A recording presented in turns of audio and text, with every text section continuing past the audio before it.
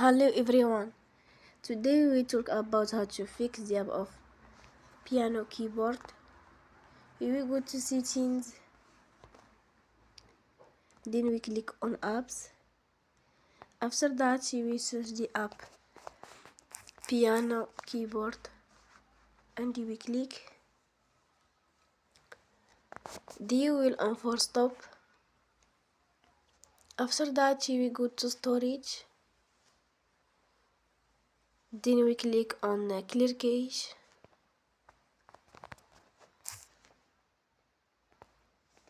You will go to Play Store and you will update your app.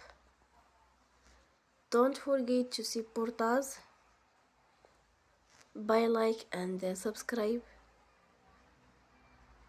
See you next time and thank you for watching.